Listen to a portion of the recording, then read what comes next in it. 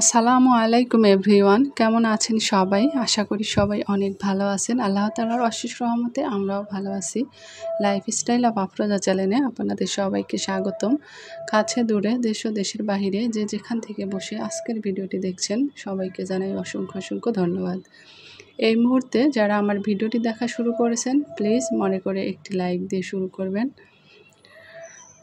তো এইদিকে হচ্ছে আমি রান্না করব আজকে ফুলকপি, মূলা, বেগুন, আলু দিয়ে মাছের পেটি। তো এগুলো হচ্ছে বড় মাছের পেটি। মাছগুলো আসলে আমি একটু ছোট করে কেটে নিয়েছি, অনেক বড় বড় করে পিস করা ছিল।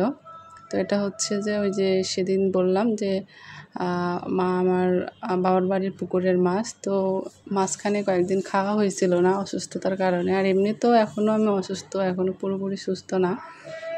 তো এই জন্য একটু ঝাল মশলা কম দিয়ে রান্না করতেছি, আর একেবারে শুধু কাঁচামরিচের তরকারি দিয়ে, আর কাঁচামরিচটাও একদম খুব কম পরিমাণে দিচ্ছি আর কি।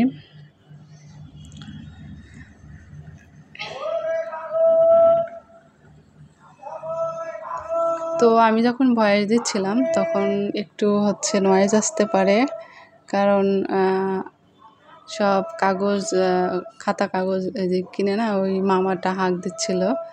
তো যাই হোক, মাছগুলো আমি এত কড়া করে ভেজে নিচ্ছিলাম। এরপরে আমি ফুলকপিগুলো ভেজে নেব, ফুলকপি আর সিম ভেজে নেব, আর আলু। আর মূলাটা আমি ভাজি না, মূলাটা পরে কষিয়ে রান্না করি। তো যেটা বলছিলাম যে আল্লাহর দিন কিন্তু কখনোই পড়ে থাকে না। কথাটা কেন বললাম সেটা আপনারা একটু নিজের সঙ্গে চিন্তা করে দেখলে বুঝতে পারবেন যে আপনি যতই কষ্টে থাকুন, দুঃখে থাকুন, না খেয়ে থাকুন, বা যত সমস্যাই হোক, আল্লাহর দিন কিন্তু যাবেই। কত মানুষ আছে অসুস্থতায় হসপিটালে ভর্তি, কতজন কত বিপদে আছে, তারপরে কিন্তু আল্লাহর দিন যাচ্ছে, আল্লাহর দিন কিন্তু যাবেই। আপনার মনে হতে পারে যে আজকের এই দিনটা অনেক বড়, আজকের দিনটা যাচ্ছে না, আজকের রাতটা কাটতেছে না, কিন্তু ঠিকই যায়। কিন্তু আমাদের সমস্যা, আমাদের বিপদের জন্য মনে হচ্ছে যে দিনটা যাচ্ছে না, কিন্তু চলে যায়। আল্লাহর দিন কিন্তু কখনোই থেমে থাকবে না, আল্লাহর দিন কিন্তু কখনো পড়েও থাকে না। তো আল্লাহর দিন দিনের মতোই পার হবে। শুধু আমাদের সাময়িক কষ্ট, দুঃখ, যন্ত্রণা এগুলো থাকবেই। আসলে সুখ দুঃখ নিয়েই জীবন। তো এর জন্যই বললাম যে আল্লাহর দিন কিন্তু কখনোই থেমে থাকে না। আপনি যেভাবে থাকুন, আমি যত কষ্টে থাকি, যত সমস্যায় থাকি, আল্লাহর দিন কিন্তু ঠিকই চলে যাবে।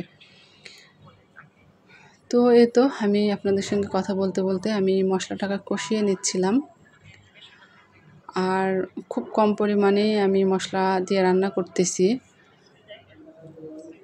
তো যারা নাকি আজকে আমার ভিডিওতে প্রথম, তো চাইলে আমার ভিডিওটি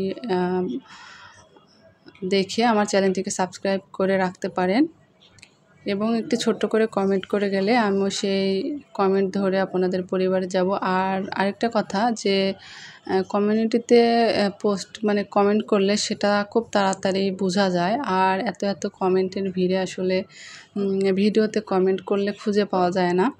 তার জন্য বলবো যে আপনারা যারা আমাকে নতুন বন্ধু করতে চাইছেন, ঠিক আছে, আমিও আপনাদেরকে একটু সময় নিয়ে বন্ধু করে নেব। একটা সময়ের পরে সাথে সাথে তো আর বন্ধু করা যায় না, সাবস্ক্রাইব করা যায় না। তো সে কারণে বলবো যে আমাকে কমিউনিটিতে একটা লেটার দিয়ে যাবেন, তাহলে আমার বুঝতে খুব সুবিধা হবে।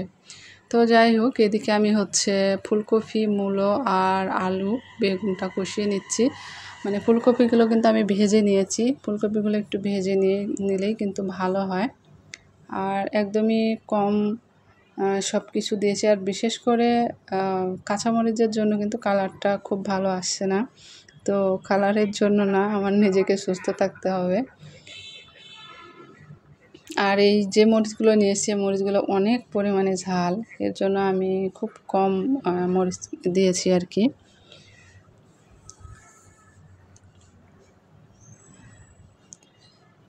আসলে ইউটিউবে আসার পরে সবথেকে যেটা হারিয়েছি সেটা হলো ঘুম। মানে ঘুম একদমই মানে সেরকমভাবে হয় না। আর এখন আরও ছোট দিন হয়ে গেছে, তারপরে অসুস্থতা। তারপরে আমি আপনাদেরকে এর আগের অনেক ভিডিওতে বলেছি যে আমার মেয়ের পিছনে আমাকে অনেক বেশি সময় দিতে হয়।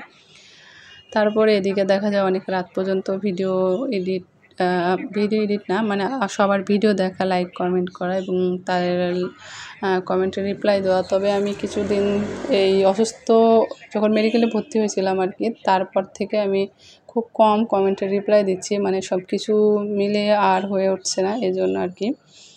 তো আমি যখন আবারও পুরোপুরি সুস্থ হয়ে যাব এবং সেভাবে সময়টা বের করতে পারবো, তখন আবার আমি সবার কমেন্টের রিপ্লাই দেব।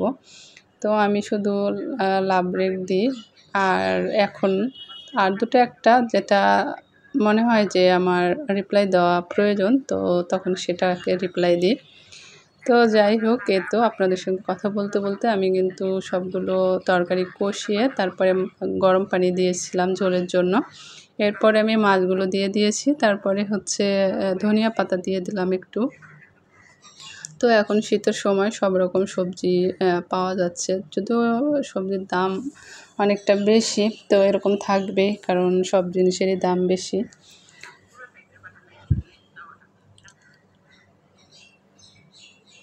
তো তরকারি তো আসলে কালার করতে চাইলে আরও অনেক বেশি সুন্দর করে রান্না করতে পারতাম বা কালার দেখাতে পারতাম, কিন্তু আসলে আমার যেটা ভালো কালার দেখে কিছু না, আমার শরীরের জন্য যেটা ভালো সেটাই আমাকে করতে হবে।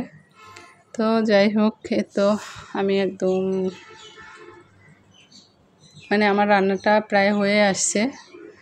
তো এই পর্যায়ে এসে আবারও একটা কথা মনে করিয়ে দিই, যদি কেউ ভিডিওতে লাইক দিতে ভুলে যান তাহলে প্লিজ মনে করে একটি লাইক দিয়ে দিবেন, কারণ আপনাদের একটি লাইক শেয়ারের কাজ করে আর আমার ভিডিওটি আরও 5-10 জনের কাছে পৌঁছে দিতে হেল্প করবে।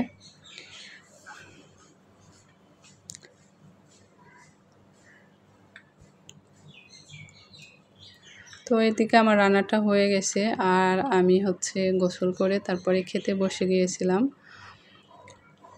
আর